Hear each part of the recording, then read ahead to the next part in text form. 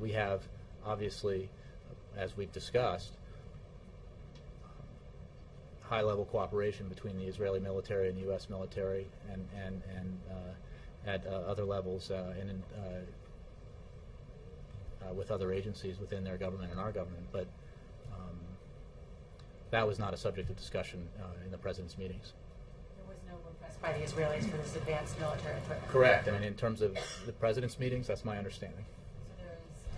So there's no. So it's possible that there's a report out there in a news outlet that might not be accurate. So the U.S. is not providing its massive ordnance penetrator to the Israelis. I am simply saying that it is my understanding that there was no such agreement discussed or reached in the meetings the President had. Why did he feel the need to make these calls? He obviously doesn't make calls on every piece of legislation that's up there. We understand. Well, maybe he does, and we just don't hear about it. Look, the President obviously has communications with members of Congress with some regularity. We have made our position clear about purely ideological and political efforts to attach legislation regarding the Keystone pipeline to whatever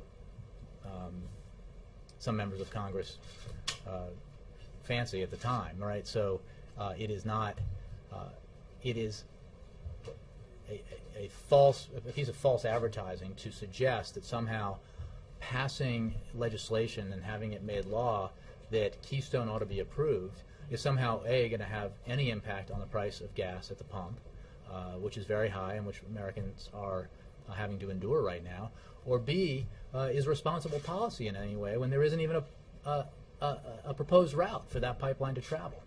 So does he believe that there's some risk that the Senate Democrats do not understand those points? I think that we have made these points very clear.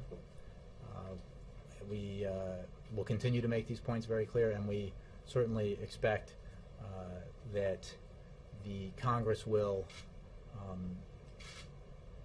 or at least we hope that the Congress will act in an appropriate fashion and not waste its time with ineffectual sham legislation that has no impact on the price of gas.